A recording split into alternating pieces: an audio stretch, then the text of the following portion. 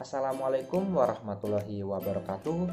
Perkenalkan, saya Abdul Latif Ulinuha dari Prodi Desain Komunikasi Visual dengan nomor NIM 120 38155. Di sini saya akan menjelaskan 3 topik dari desain grafis. Yang pertama, sejarah desain grafis di dunia pada tahun 1945-an. Yang kedua, sejarah desain grafis di Indonesia setelah tahun 1945, dan yang ketiga adalah perkembangan desain grafis di Indonesia.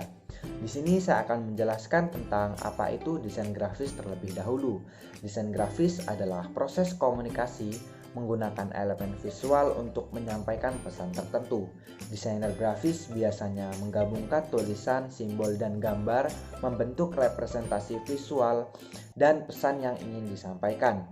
Desain grafis diterapkan dalam desain komunikasi dan fine art seperti jenis desain lainnya. Desain grafis dapat merujuk kepada proses pembuatan, metode merancang, produk yang dihasilkan rancangan, ataupun disiplin ilmu yang digunakan desain. Di sini kita masuk ke materi topik yang pertama, yaitu sejarah desain grafis di dunia pada tahun 1945-an. Sejarah desain grafis tidak terlepas dari sejarah perkembangan seni rupa, karena karya komunikasi visual tertua yang pernah ditemukan adalah lukisan di Gua Lascaux di Prancis yang diperkirakan berasal dari tahun 15.000 sampai 10.000 sebelum Masehi.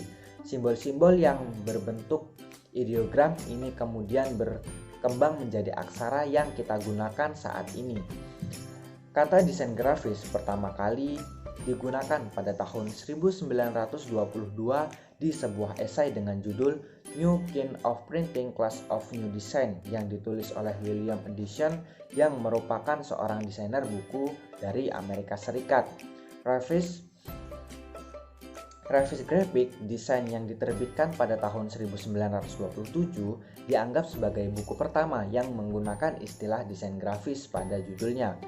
The Signing in the London Underground adalah contoh desain klasik pada abad modern yang menggunakan jenis huruf, dirancang oleh Edward Jensen pada tahun 1916. Pada tahun 1920, aliran konstruktivisme di Uni Soviet melihat seni yang berorientasi individu tidak ada gunanya bagi Rusia dan membuat sesuatu yang dapat diterapkan di dunia nyata. Mereka mendesain bangunan, perangkat teater, poster, kain, pakaian, perabot logo, menu, dan lain-lain. Lalu pada tahun 1928, Jances Coyle merumuskan prinsip-prinsip dasar tipografi modern dalam bukunya yang berjudul New Typography. Coyle, Bausch, Herbert, Bayer, and Laszlo adalah tipografi yang berpengaruh besar dalam ilmu desain grafis yang kita kenal sekarang ini. Mereka mempelopori teknik produksi yang digunakan sepanjang abad ke-20.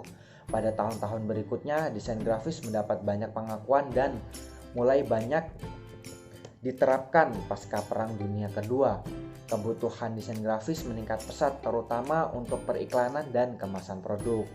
Sekarang kita masuk ke topik yang kedua, yaitu sejarah desain grafis di Indonesia setelah merdeka atau setelah tahun 1945, yaitu diawali dengan reklame, deklarasi, dan ilustrasi grafik atau disingkat redik pada 15 Januari 1950 dengan nama Sekolah Teknik Reklame pada tahun 1969, bersamaan dengan perubahannya ASRI menjadi Sekolah Tinggi Seni Rupa Indonesia atau disingkat STSRI. Jurusan redik dipecah menjadi jurusan seni reklame, jurusan seni dekorasi, dan jurusan seni grafis. Lalu pada tahun 1972 STSRI menyelenggarakan ujian S1 pertama kali untuk para seni reklame. Nama jurusan seni reklame dipakai sampai tahun 1982. Pada tahun 1983, jurusan seni reklame berubah menjadi jurusan desain komunikasi. Pada tahun 1984, bersamaan dengan perubahan STSRI menjadi Institut Seni Indonesia yang berada di Yogyakarta. Melalui fusi Dengan Akademik Musik Indonesia atau disingkat AMI dan Akademi Seni Tari Indonesia atau disingkat ASTI, jurusan Desain Komunikasi berubah menjadi program studi Desain Komunikasi Visual hingga saat ini. Nah, lalu pada tahun 1967 dirintis Studio Grafis jurusan Seni Rupa di FTSPB ITB. Pada tahun 1973 dipecah menjadi Studio Seni Grafis dan Desain Grafis. Tahun 1984 Studio Desain Grafis berdiri sendiri. Lalu pada tahun 1994 Studio Desain Grafis berubah menjadi Studio DKV dan pada tahun 1997 menjadi program studi DKV di bawah Departemen Desain. Dan sekarang dari tahun 2006 menjadi program studi DKV setingkat jurusan di bawah fakultas. Lalu kita masuk ke materi yang ketiga, yaitu perkembangan desain grafis di Indonesia. Indonesia pertama kali mengenal desain grafis pada tahun 1659 melalui mesin cetak yang dibawa oleh Belanda. Hingga pada akhirnya perkembangan desain grafis negeri ini menghasilkan desainer ternama di dunia seperti Karstiawan Lee, Yolanda Santoso, Bayu Santoso, dan Danton Sinombing, dan masih banyak lagi. Karya rancangan grafisnya telah dikenal ke seluruh penjuru dunia. Ia membuktikan bahwa memang rancangan grafis Indonesia telah berkembang signifikan menghasilkan para desainer hebat. Selera masyarakat Indonesia terhadap rancangan grafis dapat berubah-ubah sesuai perkembangan zaman, mulai dari rancangan tokoh, karakter, dunia olahraga, pariwisata, kuliner, dan lain-lain. Desainer harus dapat mengikuti perubahan selera masyarakat sehingga tetap dapat bertahan dalam dunia rancangan visual.